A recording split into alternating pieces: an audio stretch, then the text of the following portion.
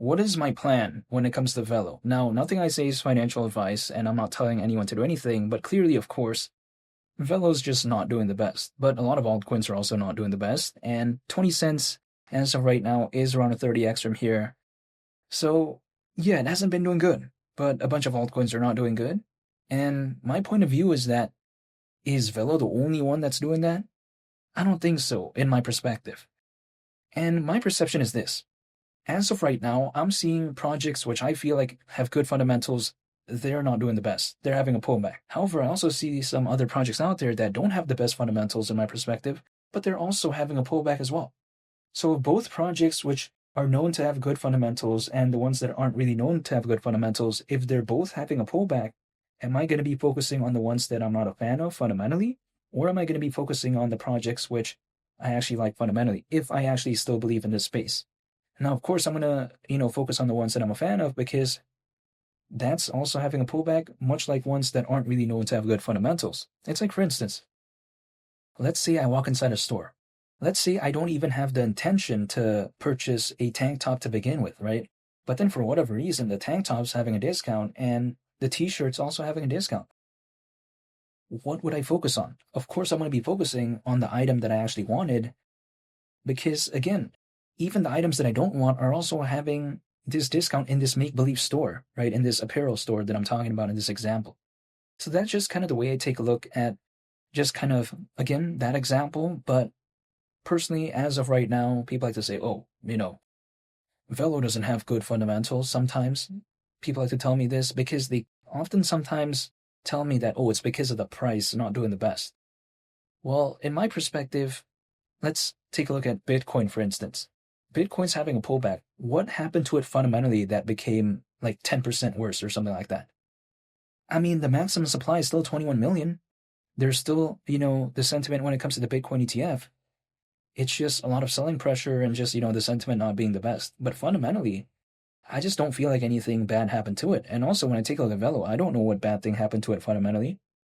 Still a pretty big narrative when it comes to VELO is AI meets PayFi, right? Sure, as of right now, people are like, oh, who really cares about that? Take a look at what's going on. Yeah, I get that, but still, that seems to be a pretty okay narrative not too long ago. But then, of course, now it's not really considered like that. But we also have to take into consideration kind of VELO's, I think, overall focus, generally speaking. Because if I were to describe it quite simply, I would say that VELO is arguably focused on remittances and as well as cross-border payments, or should I say just payments in general, right? I would say arguably. Now, people like to say that, okay, who cares about that? Well, okay, I mean, being focused on payments, let's say, it's nothing necessarily that revolutionary. Many projects out there are focused on that, but let's just talk about remittances real quick because it's not necessarily the most talked about, but we have to take a look at what is remittance in the first place. Now, just as an example, if let's say from New Zealand in a make-believe scenario, and then I'm working abroad, let's say in Japan, right? And then let's say in Japan, I'm sending some of my income back home, then that's considered like a remittance. But again, not many projects out there that are famous, at least to my perspective, are necessarily focused on that market sector. Now, people may be thinking, oh, why not just be focused on a different sector? Well, again, some market sectors out there are very oversaturated the way you take a look at, there's just way too much competition. So again, there needs to be some variety in some cases. So I think maybe, yeah, who knows why they chose that, but it wouldn't surprise me if they chose it just because it's not really a market that is too kind of popular within this space, which I don't mind, right? I mean, because if it, for whatever reason, becomes a narrative, something like VELO, it was already kind of like focused on that for quite a while already before, let's say, if there is attention for that space. So I kind of like that in terms of the preemptiveness, right? In terms of the preemptive mindset that they might have. And sure, that market sector may not be that popular during an altcoin season, but who knows, right? Things can be different during an altcoin season in some cases. And also, when I take a look at it, I mean, people sometimes like to tell me, oh, who cares about USDV? We don't really need another stablecoin, all this type of stuff. Totally aware of that. So sometimes when I take a look at USDV and I take a look at VELO, I mean, it is what it is, right? I mean, what can I do about it? But then at the same time, we also have to take a look at what VELO has done, historically speaking, in regards to USDV, in regards to actually BlackRock. So that was a pretty impressive thing that USDV kind of had the vibe of, I would say not too long ago, but it's not really talked about that much right now. A reason being, I think probably just because the space isn't doing the best. And also because it happened quite a while ago, but I'm saying. But, I still like Velo's fundamentals at the end of the day. I mean, yeah, it's not necessarily the most, I would say, interesting project out there. Like, for instance, I am not, let's say, in a mindset where if I don't know anything about this space whatsoever, I'm going to say, oh, I'm going to be in this space because of this. Like, no, like, that is not the case. Like, for instance, before I entered this space, did I know what Velo was? Absolutely not. Like, it's not a project which is like, I know what it is even without me being in this space. Like, for instance, Dogecoin, right? Or let's say like a Ethereum or Bitcoin. I see some people out there wanting to, kind of explore the space because of like, let's say in the cases of AI, but Velo's not really known for AI meets PayFi, right? It's more so known for the remittance aspect, I think, arguably. So yeah, it's not a project that I would necessarily just, find interesting if I didn't know this space. It's a little bit more of a acquired taste, I would say, right? That's the analogy I would actually put when it comes to it, which, some people may be thinking, what do you mean by that? But again, it's just kind of like an acquired taste in my perspective, because it's just something that I have to actually study a little bit to know what it's kind of all about.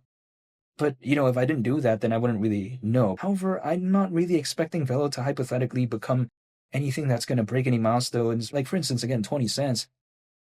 The market cap at that point would be around 3.5 billion considering current circulating supply. That's not breaking any, records or something like that, right? That's relatively speaking not too massive if there was, let's say, an altcoin season, comparatively speaking to other projects out there, assuming, let's say, there's some action going on with like, an Algorand or something like that, or like, Dogecoin, or let's say like a Solana, like that wouldn't necessarily be such a massive market cap in the grand scheme of things. But even still, despite that, people may be thinking, oh, why would you still care about that nonetheless? Well, you know, I mean, I get it. Velo's not a microcap, but 20 cents is hypothetically around a 30x from here. Even with the pullback that we're seeing as of right now when it comes to Ethereum being at around 3 grand, I mean, that going to 10 grand is not over a 5x from where it is as of right now. So, yeah, that's the way to take a look at it. I mean, sure, Velo has over 90,000 holders, which I find pretty impressive actually in the grand scheme of things, considering how it's not necessarily done the best. I'm still dollar cost averaging. I'm not telling anyone to do anything, but I am dollar cost averaging once a month. That's pretty much about it. Like, I'm not trying to find the perfect time. I'm not trying to do that whatsoever. I'm just dollar cost averaging once a month, and yeah, that's it. I'm not telling anyone to do anything, by the way, because, again, I'm just saying what I've been doing, personally speaking. But then at the same time, what can I do about it? I mean, if there's going to be an altcoin season, it's gonna maybe hypothetically happen or not, whether I want it to or not, right? I cannot control any of this. The only thing I can do is stay patient, hold, and that's what I'm gonna be doing. But yeah, that's just my plan as of right now when it comes to Velo. I'm just gonna be doing what I've been doing throughout this entire time anyways. Just staying patient, holding. That's pretty much about it. But yeah, I mean, beyond that, I can't do anything else. So I'm just gonna be waiting, even though I'm not telling anyone to do anything, and even though nothing I say is financial advice. However, I want to say thank you for watching. I hope you all have a nice day. It's been Lee the Captain, and I'll catch y'all on the next one. I'm out. Peace. Bye.